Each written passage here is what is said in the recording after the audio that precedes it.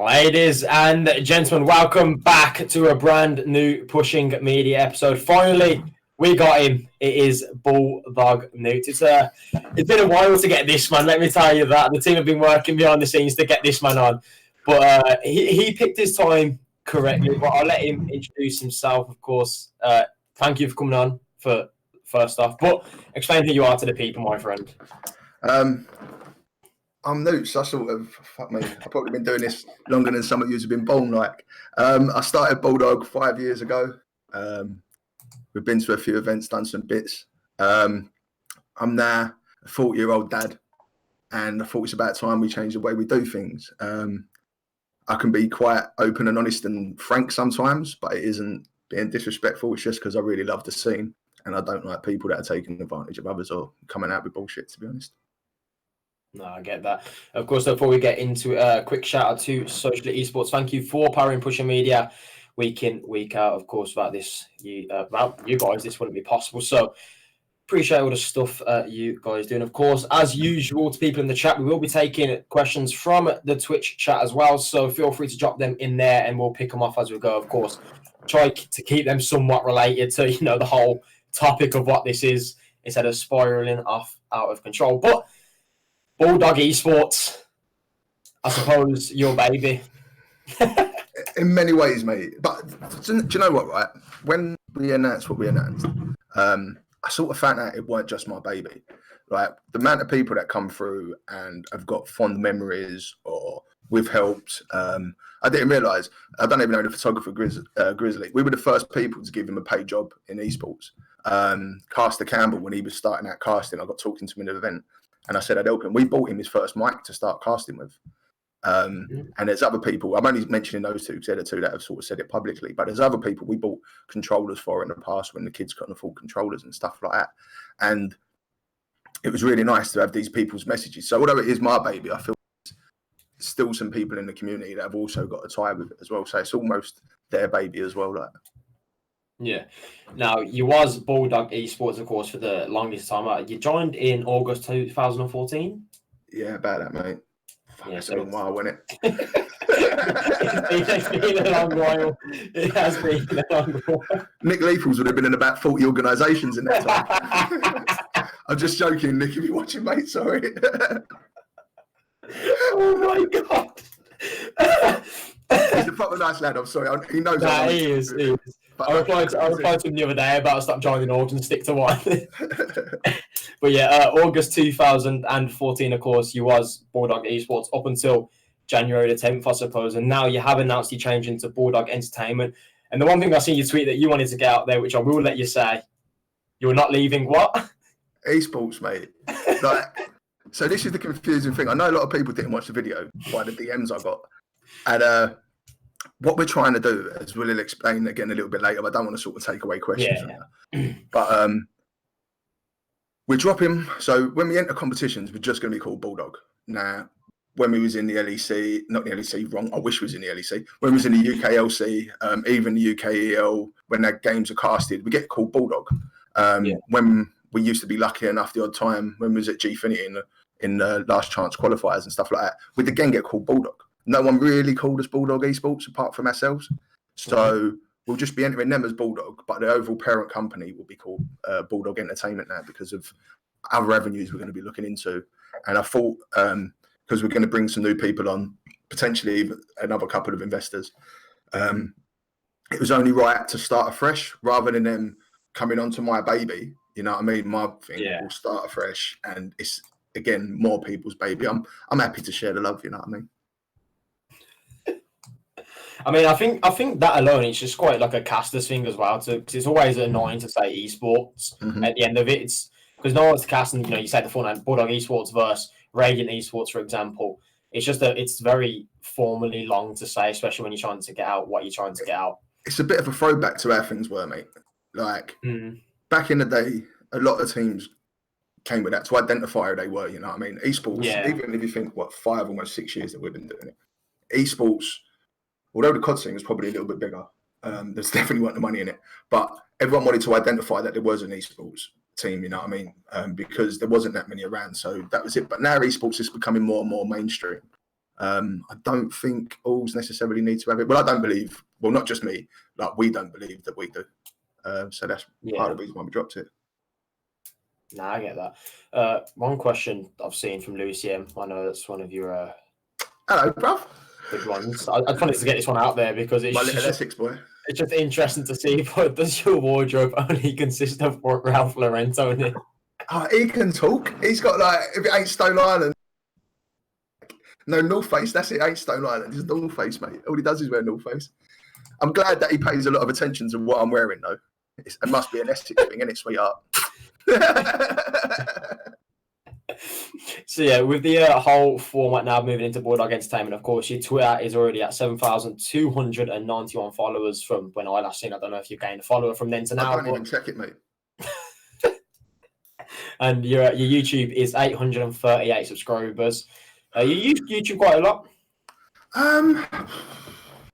No. I'd say it's the most active to what I've seen. Oh, right, yeah. So don't get me wrong. We've got some videos that banged. Like, so we've got like videos with 20,000 views.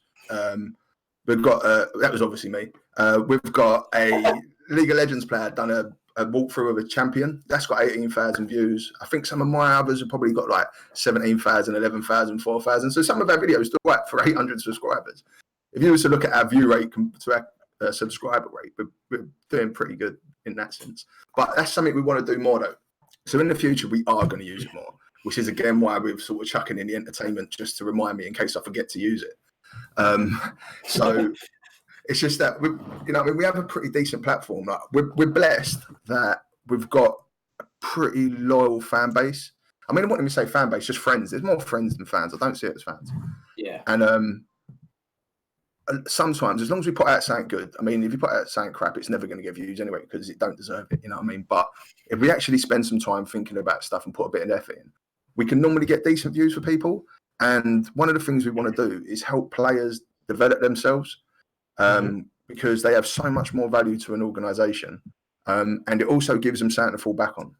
So Tolian, the lad who'd done that League of Legends video, for example, he was playing for us and he was saying he wanted to improve his profile. What would I suggest?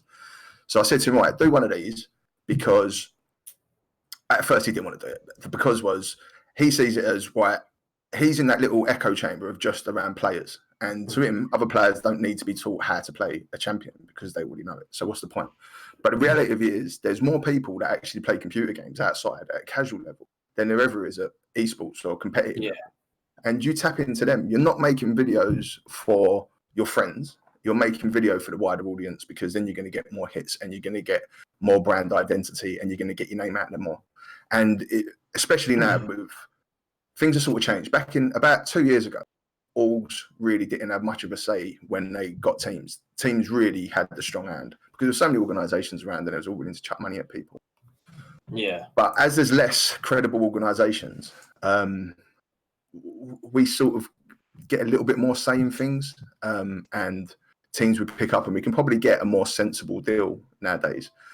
So we can be looking at 3 or 4 teams. Now, if they're all roughly the same level, but one team's got a few players that's got a good social media presence, streams to decent amount of people, or makes YouTube content, or is willing to do that for us, we'd be more likely to pick those up than we would the players that don't really want to help us along our journey as well. I think you said it in your YouTube video as well. I think you hit it perfectly. You mentioned about, taking teams to lands, etc. And at the end of the day, it depends on the relationship you have with that player, but there's not always a positive outcome for the organisation. So with what you said was quite correct, is you'll take a team to a land, but you're basically sending them for a holiday to play video games with their mates. When they see their mates, they go over, they completely forget about what they're going to do. Obviously, with an org's perspective, you have to fulfill content. Obviously, if you got sponsorships, you have to fulfill their contract agreements as well. If you think of it this way, mate. So when we started, our first ever team with Gunfu and Carl and that we sent to an event was just for... we didn't even give them tickets. We just got them jerseys. I think that was it. Or we might have got them ticket. I think it might have been ticket and jerseys. And there was only 4 people. It was about 200 quid for the ticket. I don't know if we paid for the jerseys. And that's what they went for. Nowadays, people are literally messaging me for like $3.5 grand event. Right? And that's in 5 or 6 years. That's how much it's changed. Now, the reality of it is, I've said to players in the past, and I'd recommend any all going to do this. When a team approaches you and asks for money like that, sit them down and say, right, how do I make anything from this? So, for example, like, okay, you've got X amount of reach social media, a lot of, especially Call of Duty. I'll go back to that quite a bit because it's where most of these people probably know me for. Yeah. But especially with Call of Duty, there isn't many players that are going to join us at this level that don't know about Bulldog anyway. So we're not really going to get much feed over from their Twitter followers. And then even if we was to account it in, a lot of them don't have a big following. So there's not really much monetary value in that. So then you're going to have to think about getting any cash return from them. The odds on most of the teams getting a cash return, I mean, it's top 16 in the next event I think they're going to pay out on. When you take into consideration the Americans, the amount of teams there's probably 2, 3, possibly 4 European teams that have got a really good chance of getting in the top 16. The rest are sort of, you're taking a bit of a gamble on. And then even some of them only want to give you a small percentage of any winnings. So you're never really going to make this event's been a bit different. People have been offering more. But in general, you're only going to get a little bit of money back from that, which is why teams don't normally try to operate on the money you're going to get back from teams at events. So then you have to look at what else. So, right, you're going to get some photos. Now, if a bloke was to come up to you at an event where you're playing and say, mate, I'll give you 50 quid if I can take some photos of you while you're playing the game, you're going to go, all right, bro. You know what I mean? Give me the 50 quid, take some pictures, it ain't hurting me. 100%. So what? With 5 players, even if you calculate that at 250 quid, you know what I mean? There's not, you're not getting nowhere near the return back to make it sort of worthwhile. Yes, you have to take a hit because if you want to be an esports organization, you have to have teams, and I accept that. So then you put that sort of money on top of it as well. You know what I mean? Your own sort of accepted running costs. But then you have to look as well, on top of what they're going to ask, you have to spend £100 on jerseys. If you're going to get a photographer for the event, you're going to spend 200 quid on the photographer. If you want to make videos, you've got to get someone else in. That's another 200-300 quid. So you've already got another 500 quid probably, if you're going to try to do it properly, on top of what they're asking for as well. And it's getting ridiculous now, mate. So for us to send teams, we have to have people that are, 1, a bit sensible, and 2, want to work with us, because it's going to benefit them. You know what I mean? They can use all the photos, they can use the content and that if they want. You know what I mean? It's not a problem. We do interviews with them and they go to other organisations afterwards and say, look, this is an example of things I'm willing to do. We're willing to do that. It's stuff they can use as well. They just don't sort of have the vision at the minute to do stuff like that. And there's also nothing more annoying than when you're speaking to a player and he's like, oh, I really can't afford to go. I need this, I need that. And you're starting to feel for him and you scroll down his Twitter feed and he's just spent £140 on a pair of trainers or something. You know what I mean? And you're looking at it and you're like, come on. That's the scene in a nutshell. But you know what I mean? And that's the truth. So you're like, look, you're passionate about this. You say, you really think you can do something, but you ain't got the sense to spend 60 quid, 80 quid on a pair of trainers, you know what I mean? Save a bit of money and stuff like that.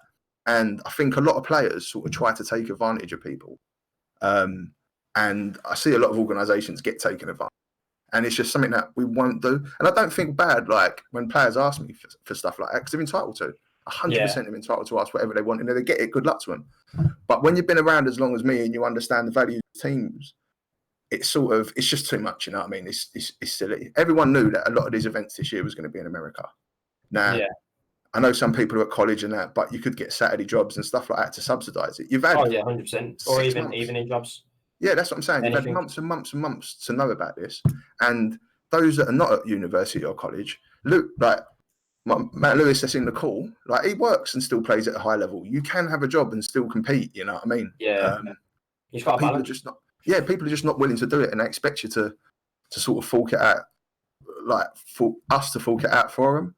And I just, like, it just don't make no sense no more. The scene's gone crazy. Like, it really has.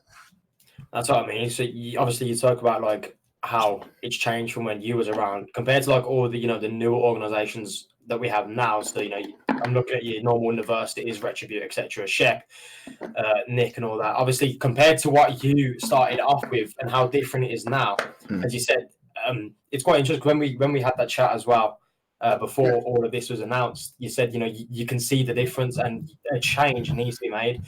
At what point could you see the difference? Like, where in your mind? About a year ago, mate. Yeah. What point was it though? So what made you see the difference? This sounds really horrible, right? This sounds really horrible, but I don't mean it horribly. It got to the point where there wasn't many other org owners that I respected anymore. Yeah. I'll expand on that. So back in the day, to get followers, right? So to get followers on your account back in the day, there was you were very limited on what you can do. The scene was so much harsher than what it is now, right? So, say for example, when Team Descend, like the lads, but they used to do a giveaway every 30 seconds, you know what I mean? And people used to wind them up and have a laugh at them about it to get followers, right? If you'd done that back in the day, you'd have got crucified. Yeah. Right. It was all about like earning your followers, you know what I mean? Earning your stripes. And to do that, you had to be smart. You had to go to the events, you had to meet people, people would like speak to you and know that you understood what you were talking about. And you got your credibility from nowadays because there's less events and stuff like that. People get away with blagging the life out of it on Twitter. And to those that don't know and the new people in the scene, it's harder for them to see through. And like they're shut down now. So I say at Aerox at one point when they recruited about 1,000 streamers, so those streamers who use their code. I fucking hated that. Like the thing was as well, the guy that took the idea to them was at us first. And he came to me with the idea and I wouldn't do it because I won't take advantage of people. Then he went over there and done it there and I hated that. And there's too many people that want the quick fix. They're not prepared to do the hard work. They think that all that matters is their followers and that's how like I said, I genuinely, I don't even go into the Bulldog account anymore. I couldn't have told you how many followers we had if you'd have asked me and put me on the spot. I wouldn't have known because they don't matter. How many followers we have has nothing to do with how good we are at doing our job. Like, and I think it's something you should learn over time. And when I looked around at the things that people are doing, and you can tell what they're doing, and I was just like, this is like shit. And then I started thinking, why is it shit? Like, I don't blame those people. They know no better. Because back in the day, we had, so I remember one of my first Nordic event, I was there, Rift were there. I think they might have finished top 4. Revolt was playing for them and that. And they had an owner called Pikey. And I remember afterwards talking to Pikey, I think we finished top 4. And we were chatting away and like, I was listening to the things he was saying. And I said to him, by next year, I want to be doing what you're doing. Yeah. Like, I want to be seen how you're seen. And I had an ambition to try to achieve that. And there was Headshot from Barrage. There was Cat and the Girls and that over at Riot. There were people that was doing stuff properly, in my opinion. You know what I mean? They were working hard. They were, like I said, going to the events, meeting people and doing it all. And they were getting followers that way. You'd never find a giveaway, mate. Like, the only time people that do a giveaway is if you got with a company and they wanted to give you stuff. That was it. No one ever spent their money on giveaways. Like, and it just all changed, mate. And so I was thinking, why is it? And then I thought, it's got no one to have conversations with like I did with Pikey, like I would do with other people, you know what I mean, when I come into the scene and was lucky to do. So that's it. I don't blame them, but I just think we're so set in a way that this is how you run an esports organisation. This is what's acceptable and this is what we do. And that's when I started thinking, like, this doesn't work. Yeah. The amount of teams, like I said, the Pikers and all that, I mean, Headshot's just come back, but all the people that I used to speak to and respect had all left because they couldn't make that thing work. And then I thought, there's got to be another way of doing it. So I thought, what we'll do is we'll do what I feel we do best, and that's look after our people. An organisation people can trust. If we say we're sending some event again to the, you know what I mean, they don't have none of that worry. There's not going to be a Legion incident where all the players all of a sudden have got to pay for their own hotels and stuff like that. Like, my words, my bond, you know what I mean? If I say we're going to do it. And also, over the time, we've been lucky to have, done one season we was in the top league of Legends thing. There was a thing with Riot where they came through and they sort of spoke to us about social media and stuff like that and building brands. And like I said, we've tried it with a couple of people and it has worked. We have made it work. So I want to sort of help develop people like that because we're not no one's final stop. And I totally understand that. Everyone wants to do better than play for Bulldog, right? And they should. But in order to get there, they need to develop. And I think that's something that we can also provide as well. Something that a lot of the young people in the new organisations just ain't going to have the experience or knowledge to be able to do properly. So Morley, you're moving towards now, obviously as you brought with Bulldog Entertainment, more towards the profile, the player profiling as well. So not just essentially sending the team, you're helping the team, but the brand, etc., around the team. Yeah. And I think that's what you hit on the head. Like, I think a lot of orgs now are set in their ways. They see one person do something, they see another organisation do something, so they do that, but they do it like a month later, or they do it a few weeks later, like the giveaways, etc. It's like copy my homework, but don't make it obvious. Yeah, basically, like if you do a giveaway this week, we'll do one in 2 weeks, and we'll throw an extra thing in there to make it a little better. Yeah. So I think that's merely correct on what you're getting. And obviously, with how long you've been in the scene as well, it's understandable as to why you can see, the change that is happening and how orgs are run these days compared to what it used to be as well. Oh yeah, totally. Like we used to be at events, right? So XL were blown up in it. They're smashing 100%. It. Right. So I can remember being at an Albrecht event and I was downstairs getting smashed out in the bonce like I used to with Pato. Right, like proper getting mortal. And the brothers had like their players in hotel rooms and they were making content and stuff like that. And because, unlike some people, I've never wanted esports as my job. I enjoy my job. I'm paid decent. I'm paid really well for the amount of work I do. And this was sort of a hobby. And this is why I'm all interested in helping. So I just went to the events to enjoy myself. That's what it was always about. Mm-hmm. But they, from the day one, they were looking 5 years in advance. Yeah. And they were doing everything properly. And every team they took everywhere, they always got something out of it. And through doing that and doing things properly, like XL, I think the only time, I don't even think they've done a giveaway on Twitter. Like, I'm trying to remember. But they used to have these little zip buddies that they give out at events. But that was pretty much as far as it went. And look at them now, mate. They're probably, the all's probably worth, what, in the millions or something? They've got the league spot would have cost them, what, 5-8 million on its own, you know what I mean? Yeah. So, and they started around the same time as us, but they just done things properly where I was just busy getting smashed, you know what I mean? And punching elevators because I was drunk and had the unplug. Watching Pato stand on top of a car and piss off it. Jesus.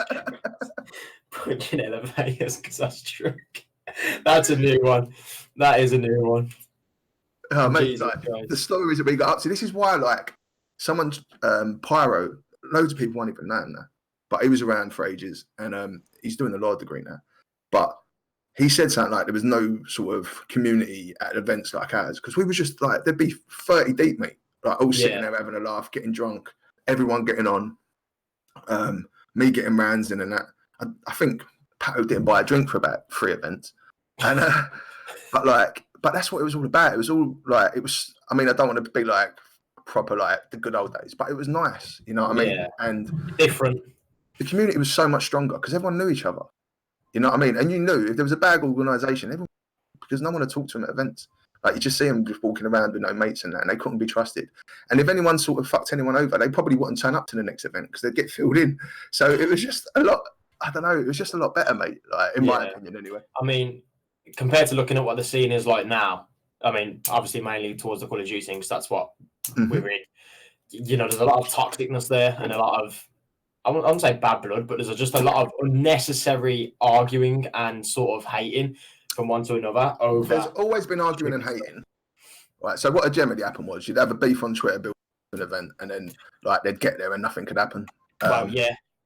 And that was it, you know what I mean? And people would laugh at it. But there still was that, you know what I mean? Don't get me wrong, it weren't perfect. You had people who used to get. He's part of the reason I still blame on the level of funding going up, because I don't know how he used to get funded, but he'd pluck it out of his ass and he'd sit there sniffing coke at the table, mate. So he'd be sitting there playing games. He was at an event in the break, so he's sitting there with a controller and he's got coke on the key from his girlfriend and he's shoving it up his nose while he's playing. So at no point was it perfect. Flying around the place and stuff like that, you know what I mean? But it was just nice. You knew every 2 months you were going to meet up, see each other, because it was about every 2 months there was an event, except obviously in the quieter bit. But that was good for all as well, because during the quieter time, you could save your money up for the busier time. You sort of knew what the rotation was going to be. You could sort of judge when the events were. People weren't asking as much back then. It was just, mate, I loved it. Mm-hmm. Of course, guys, if you are in the chat, don't forget you can ask Tony questions. Just feel free to throw them in to make sure they are somewhat related. Earlier on, you mentioned obviously the gap between, there's a lot of casual players out there that don't know about esports, and I think you said you was actually that person as well. I think everybody was at one point. You play a game before you knew about esports. In the change for Bulldog Entertainment now, what's your plan to sort of close or help that gap? Mate, that is the $1 million question. Right. So what we're thinking of doing, one thing we're going to do, we're going to try to have businesses. So one of them's already part of it. And they're people that, so one of them's going to be a streamer. One of them is a streamer. And they've built their own little community and stuff like that. People like to watch them. A lot of them won't care about esports. And then we're going to look for some others. People that play casual games. Someone that might play Call of Duty, may never be good enough to sort of play at esports or that, but enjoys watching esports, wants to be part of Bulldog. So we bring them on board and they just sort of recruit friends and that to play while they're out there, you know what I mean? Which is how I started. I used to be part of a clan. And that's what you'd be doing. You'd be playing, you play with someone good, you send them a message. And then we had about 30 pub stompers at one point through just doing that, you know what I mean? Just going out and recruiting them. And they all would, in the end of it, just through talking to it, and because they feel part of something, you have to make them feel part of it. Yeah. Like they'd watch. I think we've got about 700 followers on Facebook or something like that. It might be 300, might be 100. I ain't checked. But we'd post the streams on there, and that's where they used to sort of find it on Facebook. And they'd be watching the streams while they was at work and stuff like that. You know, I mean, there was one of them worked on the roads, Neil. I mean, he sort of ran it over the time, but when he weren't doing nothing, he put his traffic cones out, sitting in, watching our streamers, supporting our streamers and stuff like that. You know what I mean? You get quite a lot back for them. And I know a lot of people sort of almost frown upon it, but at the end of the day, they're gamers. And if you want to build a brand, you need to get these people involved. There's not people that currently plan to do it. It's just not. Like, and it's almost like people pay for a retweet or a like. Like, you'd have all these people following you, but they won't retweet your stuff or like your stuff. But these casual people will, because they want to be seen to be doing something. You know what I mean? And yeah, I get it. I think it's important, but it is the $1 million question. Like I said, we've got some ideas. I know for a fact if I say them, everyone's going to try to nick them. Like, keep them onto yourself. I was going to say, when I sneeze, all the other all go, do you know what I mean, and start doing it. Yeah, I'd say keeping that one to yourself. A question coming in from Mr. Jamie Birch himself, the man himself. Do you think the fact that wait, he's not said that correct. Do you think the fact that we have very few events now has made a difference? Yeah, mate, I do massively. Like, that's why I was trying to talk about potentially doing one, but then someone else messaged me and I've got more faith in them being able to do it than I am. So I've spoken to them about it, but I'd rather they done it because I think they'll be better at doing it. But yeah, like, we'd have 70 team events, you know what I mean? And I think the over 18 thing, that had an effect because you used to get a lot of younger kids. Like the first team we ever sent, the boys were 15 and 16. Mm-hmm. I made sure their parents come along so I didn't get done like fucking Gary Glitter or saying, you know. Turn up, I'm responsible for a couple of 15 and 16-year-olds and that, like, boys, sit over there, I'm not coming nowhere near you, you know what I mean? At no point am I going to offer them any of my sweets. Just make sure you win the games. Yeah, you know what I mean? So, like, their parents turn up. But you used to get more people for that. When they sort of done the age thing, you lost some of them. And some of them personalities, like Slayster. Like, he must have been literally just out of his dad's ballsack when he was attending events. I think he was 14, 15. Probably was, mate. He was definitely younger than 15, I reckon. Was he? I don't know, mate. I'm sure someone can confirm in the chat, 100%. Yeah, he had the vibe. Everybody remembers Slayster. But it was like 13. It was 14. Just part of 13, 14. I thought he was younger than 15. Like. Yeah. And but so we lost all them. You know what I mean? They instantly got wiped off of the amount of people that can attend it. So you probably lost a third of the people that could attend. So then the problem that gives the people that are running events is, whereas before you might have just been able to break even or get close, now you just lost a third of your income from ticket sales. And also, if you're trying to get sponsors to come and put a stall up or something like that, you know what I mean, a stand there, you've also lost a third of the people that you could be trying to sort of use to get the people in there and to make some money. So I think that had a knock-on effect of it. I also remember when AM Pro was going to run an event and then G finished a Gears event instead, and a lot of people sort of lost faith with AM Pro. And at the time, it seemed like a good idea to have a game. But in hindsight, you know what I mean? With the old hindsight, it was a very bad thing because as soon as they stopped doing it, we lost all our events, mate. And I don't think Activision make it easy for people to do it neither nowadays. You have to literally like bended knee, bend over, lube up, you know what I mean? If you want them to do it, they don't sort of understand that without the grassroots stuff, eventually some of the players will stop coming through. Mm-hmm. I completely agree. Another thing you mentioned in your video as well, with the whole change of, you know, what Bulldog is doing now, you spoke about the mascot logos, how it's not a thing, it doesn't really work anymore, or you're not a fan of it anymore. So with the rebrand as well. If people have got one, keep one. You know what I mean? Like, if you like it, you like it. Mm-hmm. So, for example, Eminem There's an all called M&M and I thought you Molotovs meant like and a rapper. no, Molotovs and marshmallows. Right, Molotovs and marshmallows. The name's cool as fuck, and they've got a burning marshmallow, right? And I really like that. And if I was them, I'd never change that, right? Because I think it's really good. It's strong. It's simple. Yeah. And everyone knows them for it, and they're doing really well. You know what I mean? So for them, I wouldn't change it. But if I was starting there, I wouldn't personally go down the mascot route. And sometimes you have to ask yourself those difficult questions. You have to reassess what you're doing. And it's a case of, right, we're doing this. Why are we doing this? Are we doing it because we've always done it? Or are we doing it because we now think that's the best way of doing it? Yeah. And it's hard for people, and if people don't do it, I don't blame them. But every now and then you have to sort of reassess what you're doing. Right, this is what we've done. Can we do it better?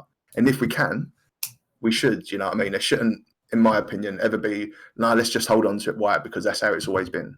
That's a quick route to mediocrity. If you want to keep growing and you want to stay around and you want to stay current and potentially get sponsors from outside of esports, then I think maybe some of the mascot logos, and a lot of times as well, people necessarily pay a lot for them. And there's nothing wrong with that if you haven't got a lot, you know what I mean? But at some point, you need to really fork out on a logo and spend a bit. And it might just be an idea to try to go a different way. And with your new logo as well, obviously you've gone to the sort of the B with the I'm guessing it's a collar around it. Is that what the aim Yeah, was? so that's a throwback to our part sort of thing, because obviously they had the red dog collar on the last one. Strats, who done our logo, he done our first one as well. He's also works for Sideman. He's done Old Men of Optics logo and that as well, so he sort of understands logos. And we got him to do it, and that was something he suggested. He gave us, and then he went, but this one sort of ties back to your past, you know what I mean? And I like that. I like the little nod of what we've done so far, because without that, we wouldn't be where we are. And I didn't want to totally lose that. Yeah, I get it. Someone put in the chat, Thomas BS, do you think you should invest more money into a CSGO team? Shout out to the Bulldog lineup, I-58. The legend, Thomas. Right. Yes and no. I think really good CS teams are worth the money. I think unless they're one of the top ones, especially UK teams, they're probably not worth or that they ask for. They're worth some money, but they're probably not worth the money that they ask for. But that's like anything. Same with some COD teams. The top few are probably worth that money. But outside of that, the value that they can bring drops off really quickly. And that's the problem. You always have to, like, org owners. I'd love to be a used car salesman and have org owners come into me, because I don't think any of them try to bargain for anything. They just go, how much? All right, take my money. You know what I mean? And they don't understand the value of it. And like I said, when you're an old git and you've been doing it forever, we've won, we've done all right in different esports, and I've tried to trade off of that with sponsors, and we've always had a decent sort of following. And companies just don't massively care. Some do. If you constantly got a team and they're doing well, then you can probably trade off of it. But off of one event, two events, you're sort of struggling, you know what I mean? You need to build that confidence in people, like sponsors, that you're going to be around doing it consistently. And you probably need a decent chunk of money to be able to do that with one of the better sides, you know what I mean? And 100% they're worth it. I mean, Thomas is worth whatever he wants. He's amazing. But other teams that speak to us are probably not, unfortunately, worth it. Yeah, I get you. Omni Mushu said, Newts, do you think one of the main issues in the current scene, well, the UK at least, is the difference in funding between AM orgs and professional orgs playing top level? I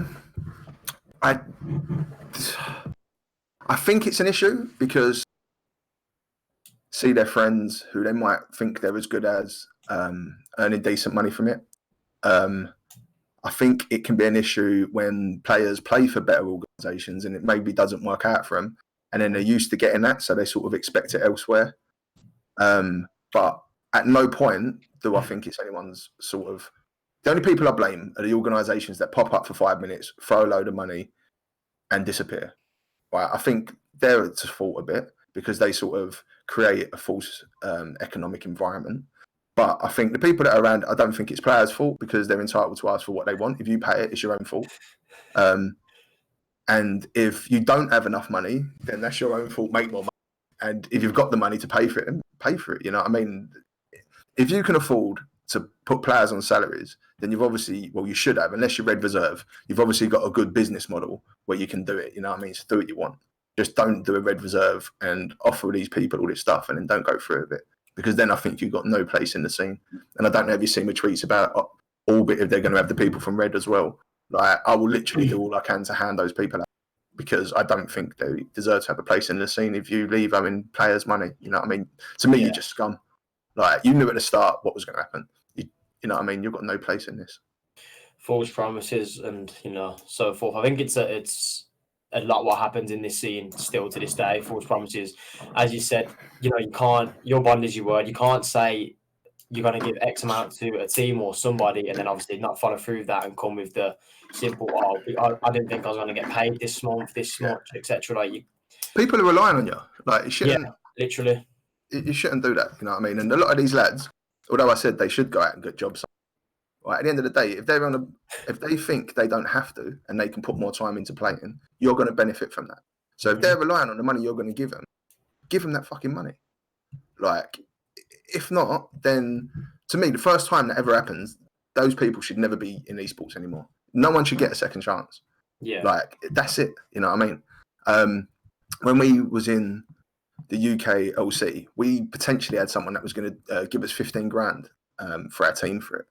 And the manager I had at the time, I brought him in the call with a person because I wanted him to know I weren't bullshitting him. And we were talking and that, and then literally 3 weeks before the league started, he pulled out and said, no, I don't want to do it anymore. This potential investor / sponsor. Yeah. So we then had to find the money because we already had the spot, you know what I mean? And instead of me thinking, you know what, I'm going to go ahead with it, this money, I was like, nope, we're going to cut down to, I think we ended up paying 1,500 a month or something in the end to cover salaries and that. But we was open with everyone from the start. I got my players in. I was like, look, this is potentially what we could make from this. This is what we're going to give you. You can see we're breaking even pretty much. Yeah. So we're not trying to milk off of this. You're still going to get this. We'll give you this percent. And I think as long as you're honest and open with players, like, you'll be surprised the results you can get. Yeah. I just don't think that either some people have got the trust in players that they're not stupid, or the confidence to talk to them about stuff like that. But we always have, because like I said, I'd sell my, you know what I mean? There's no way I'd do it. Kai B said, what does G Clutch do for Bulldog now? I'm not too sure. We should have a poll, innit? I'm not too sure. Oh, Jesus. Nah, oh my God, that was the best response ever. Thomas, that was Matt you're talking about, I think. Oh, God. Will you enter the UK LC again? Oh, mate, we tried. It's just getting in it now. Like, so we got invited at first because of I don't know, they must have been having an off day. No one else applied. And I sort of wanted to go into it with the mentality that I try to do everything. So we already had a League of Legends player that had played for us called Ego Speed, Max. And he went to Insomnia and that for us for nothing. He just wanted a jersey, right? And he was sound as a pound. So because he'd done something nice, I wanted to incorporate sort of him and some of those lads in the team because it was a big chance for them. I never knew how the league was going to plan out. I always had a suspicion that it might not be as big as they thought it was going to be instantly, you know what I mean? When you was in talks with people, they're like, oh, this is the biggest thing. And we were told the right stuff, you know what I mean? We had an amazing media day with them, which they covered us for. It was really good to speak to the people from Riot about loads of stuff. And I learned a lot through that league about myself and about how to run things. But it never blew up. Like, we've got streamers that's a lie. They'd get like, if you were playing XL or Eminem or Fnatic, you might get about 500, 800 people in watching sometimes, max. When you were playing each other, you'd have like 300 max, 200 max. Now, for £1,500 a month for that sort of coverage isn't worth it. Yeah. In my opinion. So we was a bit apprehensive. And from the start, I wanted to give people a chance. And unfortunately, our jungler, so you're allowed to imports. One of our imports got made homeless within like the second game. So he couldn't play for us. And we weren't allowed to make no transfer. So we had to shuffle everyone around. And then we finished sort of joint second bottom. But because of head-to-heads, we got put into the relegation. Yeah. The last one we tried to get back in, but it just didn't work out. It's something I'd like to do because I love League of Legends, but I'm also, to be honest, happy to be in the UKEL, which is sort of like the second division, because I get to take a gamble on things and try to develop people, which is something, as I've said already, we're passionate about. Yeah. And it still gets about as many views. And it's a lot less money. And you still, because the same people are watching it, you know what I mean? If you like UK League of Legends, you're going to watch that one and you're going to watch the other one if you've got the time. So you still get decent views anyway. A little bit less stress, and you can enjoy it a bit more. And sometimes it's nice to be able to enjoy what you're doing. 100%. What was I about to ask you now?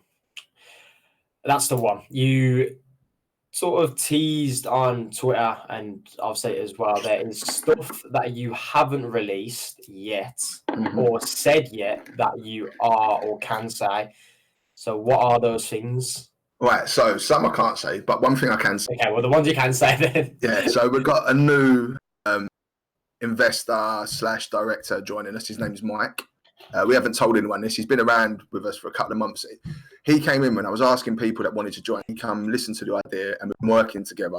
And I think he's happy, and we're happy with him. So it's cool to sort of let people know now. He's a really nice guy. He's been around the scene for a while. He knows what he's talking about, except he plays this truck game instead of playing proper esports games. But it's all right. He likes to drive a truck in his spare time. You know what I mean? Maybe that sounds like work, but he enjoys doing it. But apart from that, he's a really, really nice guy. He cares as well. He gets it. Anyone that does come on to sort of be a director in Bulldog has to care. That's probably the main thing I look at. I can teach people esports. I can teach people how to run an org. I can't teach you to care. And you have to care, otherwise you'll never do well. But yeah, so Mike is going to be joining us. I'm sure we'll do a tweet about it. People going for Shamson. Nice, man. Other things, I'll sort of say, next week we're going to announce a new partnership. That's sealed. We're just making a little video for it. And then we potentially got a proper sponsor, but I think it's towards the end of the month that we'll know about that. We've spoke to them. I think they're pretty happy about it. It's someone that Mike knew, quite a big company, and they're going to be coming on board with us. This is the thing as well. So this idea that we've had and the way we want to do it, we've actually spoke to companies about it, and we get a lot better response talking to them like this than we do when we just say we're an esports org. People don't, older people don't get it. You know what I mean? They're like, oh, you play computer games competitively. They don't get that. Yeah. If you start saying to them, look, so at the minute, even now, we've got one streamer with 600 subscribers. We've got other streamers that when they chuck it on, they stream to 100 people. And we've got numbers over the months, and we can say to them, look, we had 60,000 hours of stream time this month. You know what I mean? And stuff like that. I think it jumped up 35% because it was Christmas or whatever. And we've got these numbers, and that makes sense to them. That's something that they can relate to. You know what I mean? They're never, a lot of people are never going to get people playing computer games, but they can relate to that because that's airtime. So it's really the two companies we spoke to since then. One's 100% on board. They're actually sending some products out to some of our people as we speak. And the other one, because Mike knows him, is looking quite strong. So it has had a good effect already. Awesome, man. Hope that pans out for you guys over there. Another thing you said to me about what we spoke about as well is I think this is so vital to talk about because it's something that a lot of organization owners, even to be honest, even players, casters, streamers don't do yourselves. You said you've got to put your pride to the side and do what's best for Bulldog and the scene as a whole, hence the whole change. In terms of, putting your pride aside and, making the change. Right. So the pride aside bit, like I said, I started out just in myself. And then it got, because we were sort of in my mind trying to compete and stuff like that, I like to set myself targets. And I wanted to do better all the time. And then it got to the point where there was people I liked to wind up. So I used to like winding people up that they couldn't beat us. We used to, at the AM orgs, we'd pretty much finish top at every event, the highest that happened for a while. And we also had our young lads as well that went unbeaten for, a year and a half, saying stupid like that. We just couldn't be touched. And I used to enjoy winding people because I'm a bit of a wind-up merchant. So, and it was something that made me feel proud as well, you know what I mean? Now, we could invest the sort of money that we'd need to try to keep that level of team, or we could potentially get maybe a step down team or teams that understand our vision and bring them, and also develop our brand better. And I think that's what's more important. If you're going to go to companies and ask for money, you just don't need a strong team necessarily, unless you've got the money to afford one of the top ones. Just because players are transient, like, unless you can put a contract that's going to stick, so some form of salary probably. Like some 100% one of them is going to leave after. Always happens, and that's all your investment. When they're gone, you've got nothing else. Like, I know some orgs that have gambled almost everything on the League of Legends. If they lost that spot, they're sitting there with their dick in around, not knowing what to do. Yeah. I never want to be in that position where one team leaving me can make this fold. Mm-hmm. So I'd rather build a strong foundation, a strong organisation, use our money wisely, and then if that does happen, it's all right. Catch you later, mate. We'll get someone else in. Or you're not having that much of an effect on us because we've built something. You know what I mean? So you can't hurt us and stuff like that. And you don't sort of have the issues of, like I said, people leaving or getting a better offer. Like, so even if we had a COD team, and even if they was on, I did have a contract, and someone come along and offer them more money, I'm not that much of a dick that I'm going to stop them going. Yeah. Right? And I'd never do that. And so because of that, like, it can change everything. Like, Grant, that's at X now. He's one of their sort of management. Before he was there, he was at Splice, and then he was at CLG before that. He joined CLG from being our league manager. Can you imagine that conversation when I got a message from mate? I'm going, why, bruv? We're doing this and that. And he was like, I've got an offer from CLG in America. And I was like, what? Like, I had to got dodgy eyes anyway. I was having a problem, like, look at this. And I was like, really? And he's like, yeah. I was like, well, fucking jog on, bruv. Well done. You know what I mean? Like, And then a little bit later, we lost our coach, Mac, who went to another team. He was at Splice. He's now the coach for Mad Lions. And you can't stop people doing stuff like that. You know what I mean? Like, so if all you're doing is investing in players and teams, while it might work for some people, I think that your business model is really fragile because you're not really investing in yourself. And I think that's what we need to do. We need to invest in our streamers because they're doing a really, really good job. Honestly, we're so lucky with some of them. And like I said, still have teams, but we've got a Dota team at the minute. And one of the lads, we've got little bits for them and stuff like that. There's other things you can do apart from just sending them to events, you know what I mean? And I'd like to be able to do that for people. Because like I said, that's what we've done historically, which is what I remembered when people messaged, "What's this? You helped me with this," when you know what I mean, when I couldn't do stuff. And that's what I think an organisation should be about, not just about, right, we're sending this one team. Everyone knows organisations that just chin everyone else off. They'll have streamers and all they'll do is retweet their stream. And they don't care about nothing else. They just want those streamers there because they think it gives them publicity. They don't really do anything to help those streamers. Mm-hmm. And nowadays, the way things are going, and by the fact that there's more people out there watching, I think it's important to show them that they are valued. And you can make some good... And the thing with a streamer is, you're never going to have an issue making content, mate. If you were to say to a couple of your streamers, right, we're going to get a cameraman for the day, we're going to do some... play some games, something like that, they'll be biting your arm off because they want to make content. They want to push themselves. Mm-hmm. And they're the sort of streamers we want on board because that's what we want to do. We've already got a couple of ideas for stuff. And we're sort of looking at doing that, hence the entertainment. Make some entertaining videos. We've done, and I don't even watch them. Like, I won't even be able to tell you they're good or bad because I just don't watch them because it's nothing that's going to appeal to me. So I want to watch... we want us to make stuff that we'd want to watch ourselves. Yeah. And we want to push ourselves that way. I almost feel like, you know, in betweeners, like esports completed it, man. I know we didn't like get to the top, but for what we wanted to do, we've sort of done it. I've won events and stuff like that. I know how it feels. I've had that feeling, and why it's an amazing feeling. I want to do more. Yeah. And I know Will Gleedy wants to do more. He's always the fucking leaps and bounds in the last year, like.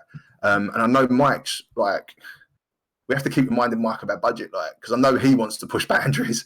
He's like, right, we'll do this. We'll have helicopters coming in. Like, he don't really, but like, he's always got big grand ideas and like really good ideas for stuff we can do. So I'm hoping that we make some decent stuff. We might not now. We'll end up like with me on my phone just recording me talking, but we've got some good plans as long as we can execute.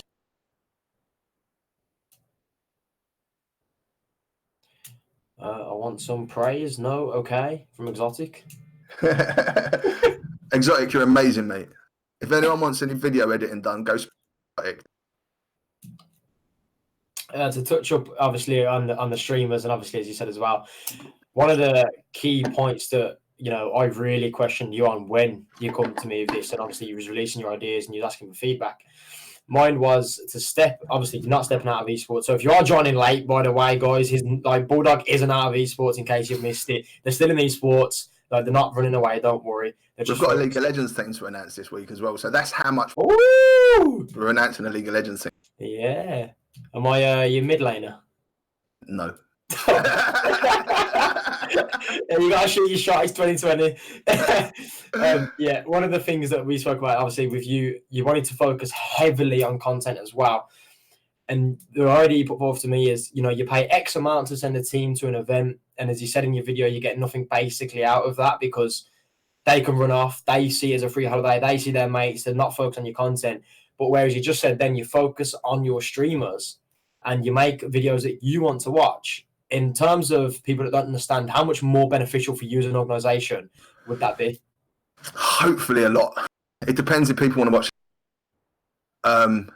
But if you can, so for example, like I said, stream time and video time and stuff, you can get all your statistics off it. But just think of it personally. This is how I always try to position of the person I'm going to go and ask money for.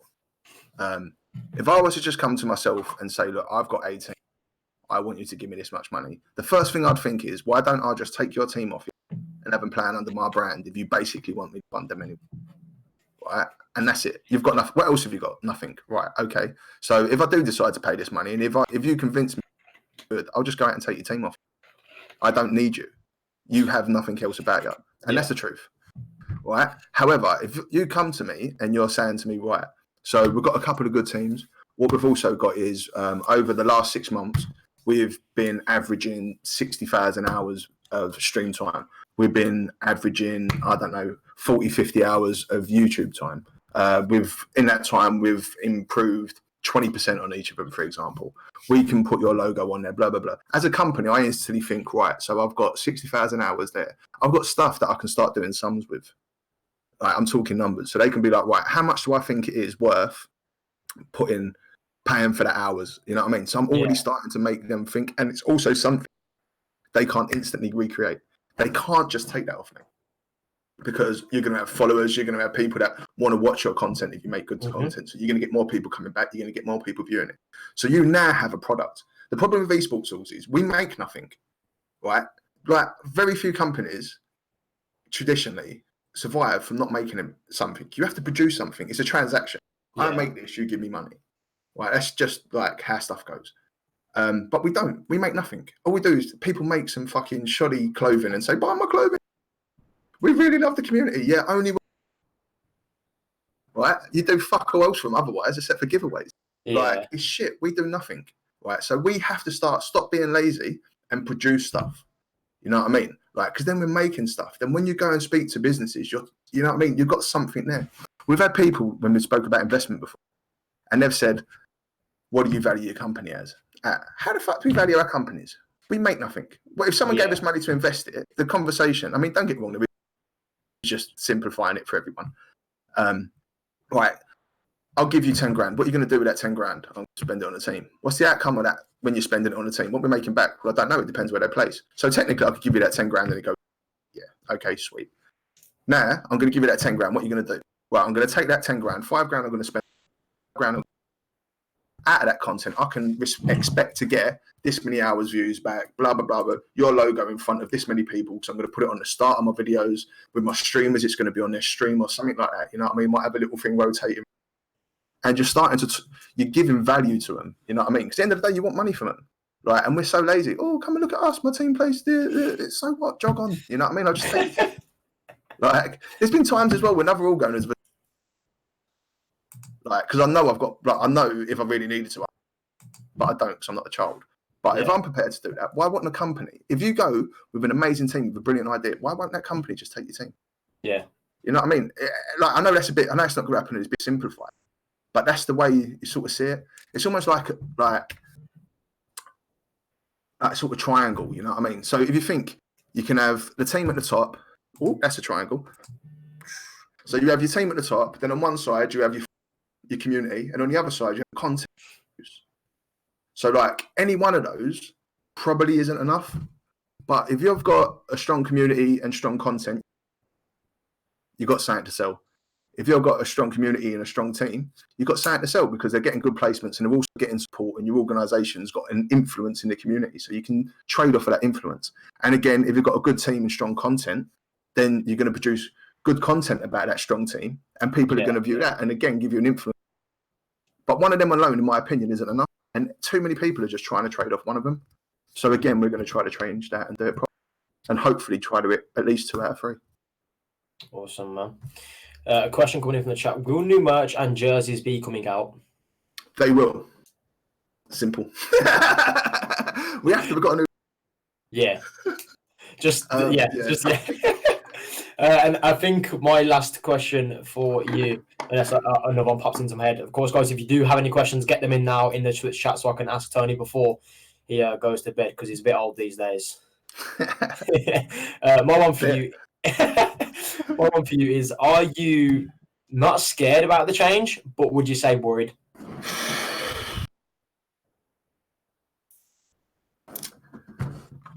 No, is a short thing. We've thought, right, so personally I've thought about this for about a year.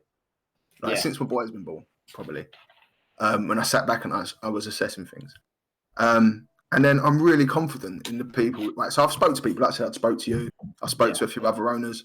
I've spoke to obviously the people at Bulldog, and like I'm confident in the team that we've got here. We've got our social, our content manager's a good guy. We're going to have someone else that's coming on to take care of the American side for that, so they can also do tweeting out for us during American hours, because that's always been a problem. We could never have American streamers in the past because we couldn't really support them. Yeah, we found a solution to that, which will make Twitter 24 hours now. And then, like I said, Will works his arse off, mate, and he has good ideas. Mike seems really. We're still probably looking to bring on another 2 directors/investors if anyone's interested. Just because I can envision there's going to be quite a big workload. And I think that's the one thing that would make me a little bit happier. If we had like another 2 people, 1 for ideas, 2 because if we do some content, it means 1 person or 2 people don't always have to be there. So say I've got my kid that weekend, Mike's working or whatever, then I'd always like one of the directors to be at a shoot or something like that, for example, to be able to direct it and say what's going on. There's only 3 of us, it puts a bit more of a stress on us. We go up to 5 or something like that, there's always going to be someone free or living near that area probably that can go and do it. So I think that's something that would make me a little bit more confident in it. But overall, like I said, we've got a pretty strong team here, and there's no way we would have done it if we didn't think we could do it. If we get this sponsor, it'll help again, give a little bit more funds. But I definitely think, like the thing is as well, like I said, we've got 2 of our lads were playing at the Clash thing they had at the ESL, and to get there, they literally picked the top 4, I think it was, players ranked wise. They played a round robin, and the top 2 went to go, and one of our guys won it. So if they do an ESL Prem, we're going to have a pretty strong team for that. Like I said, we've got a League of Legends team we're announcing for the UKEL, which I'm happy about, and even with just those 2, I'd be happy ticking over. We've got Lewis's team playing in the Call of Duty for us online. So that's a little thing there. Plus, we're always happy and looking to take on. And what this gives us an opportunity with the ego, we can take on people that we might not have risked before. Yeah. So I've always had a worry that if we take on certain things, either people will think we're slipping or they'll get grief because they're not good enough. However, with this, if we find people that we can trust and believe in and want to develop themselves in that, we might be now taking a gamble on them. So we could have, in theory, pick up more teams than we would have done in the past. Because we don't have that pressure. You know what I mean? We sort of come out of the closet and said what we're going to do. So we don't have people that don't know what we're trying to do. And if we do give a chance to maybe some lesser players or something like that, people can see why, and we can show them that what we're trying to do does work. So I'm more excited than worried. A little bit apprehensive, but definitely not worried. Yeah. A question from the chat was, are you going to be staying with Gamers Apparel moving forward, or...? We weren't with Gamers Apparel in the first place. I swear that was the... Are you sticking to Gamers Apparel or open someone else was the question? So Yeah, we work with gamers apparel in the first place. Yeah, that answers your question to the guy in the chat. Who is you with, Armour? Yeah, it was a Obama. Yeah, re-put his question, are you going to be staying with Armour then? We'll see. I can't say no more than that in a minute. Well, I mean, from me personally, that is it's a thank you, obviously, for taking the time out and coming on and obviously getting all this It's out. fine, mate. Thanks for having me.